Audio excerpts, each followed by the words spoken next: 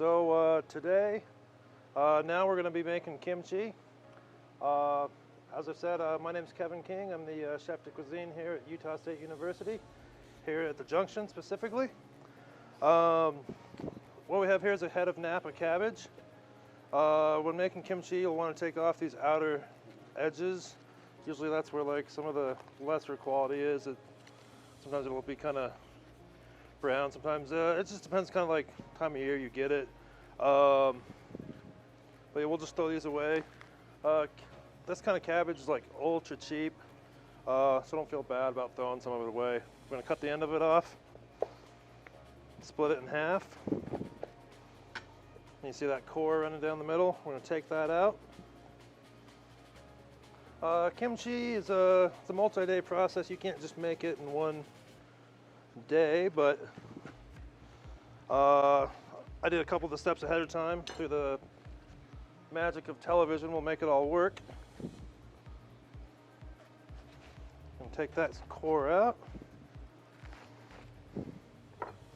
Here at the Junction, this is the one we make most of the time, the Napacabbage. We've also made, we've done it with purple cabbage, we've done it with cucumbers, we've done it with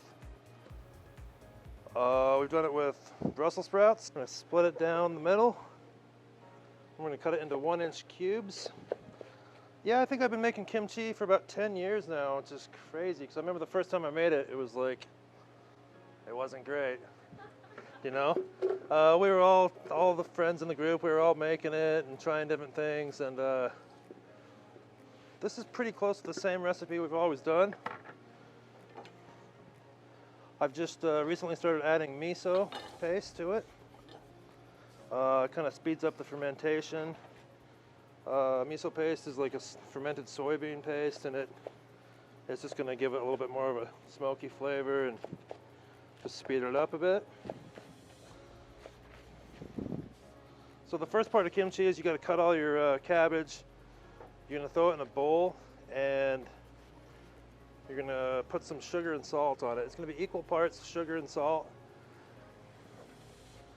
And you're going to do just enough to cover the, like you're going to put it on here and you're going to toss it, and you're going to be able to feel it, have the grittiness on your gloves. You want just enough that everything's evenly coated, but you don't want to be like burying this in sugar and salt. And why we do this is the sugar and the salt is going to pull the moisture, the excess liquid out of the cabbage, and it's going to shrink way down. If you look over here at this tub, this is what I started yesterday. This has already been allowed to sit 24 hours, and that was almost full yesterday, but it shrunk down that much because of all the liquid being pulled up. So give it a good toss. Like I say, just enough that you can feel it on your gloves, the grittiness. So give that a good toss, and we'll set that aside for later. So now, like I said, we've already let this one sit. This was 30 pounds of kimchi. It was up to here yesterday, and all that salt and sugar has let all that liquid leach out. I'm gonna now drain that off. I'm gonna press all this liquid out, get it as dry as you can. You could do it in a regular strainer at home. You could just squish it out with your hands. It's whatever you have. So cabbage back in. So yeah, kimchi. It's a Korean condiment. It's super healthy. It's got a ton of probiotics, like more than yogurt. I believe it's kind of like the sauerkraut of Asia. This one is this is the tail end of the last batch here. This one's nice and funky. It's like sriracha flavored Pop Rocks. It's like carbonated on your tongue. It's awesome. To mix all our other ingredients.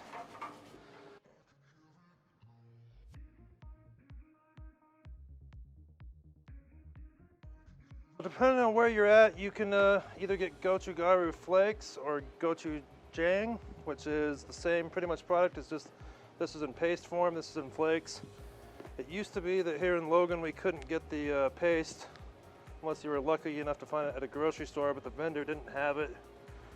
They only had flakes, so 4 years ago we were making the kimchi primarily out of flakes. Now they've caught up and we can get both. So I just make it with both.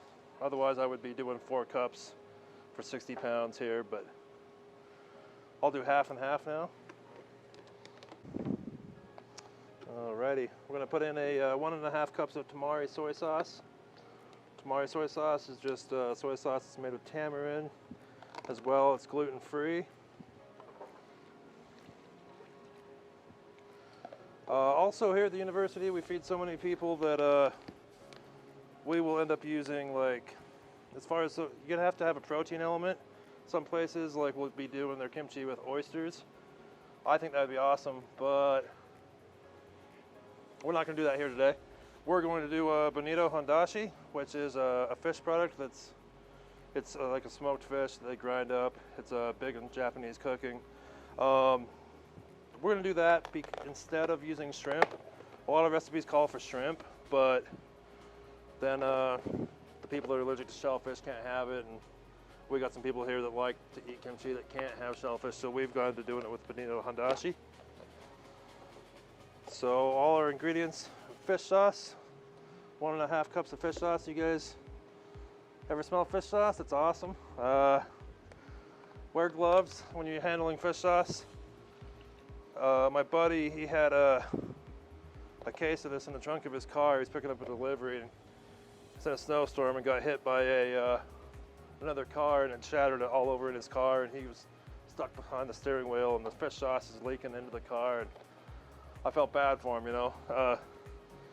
If you lose 50 bottles of fish sauce in your car, be able to save the car? oh no, it was totaled. And I mean, even if he'd done the body work, you'd never get that fish sauce smell out of your car. So it's basically done. Better than he wrecked it. Better than he wrecked it, exactly. I let my daughter try it once. She wanted to try it, so I just let her try it. It was gross. So now that this is mixed, like I said, the protein element, there's sugar in here, and the bonito hondashi, that's gonna like feed like the ferment, and it's gonna create like yeast and bubbles, and it's gonna be like a live thing, kind of like bread, but it's cabbage. This we need to add a little bit of liquid to. We want this to be about the consistency of slurry, like cornstarch and water. So I'm gonna add a little bit of water to this. So once you get this mixed up, we're gonna add it into here.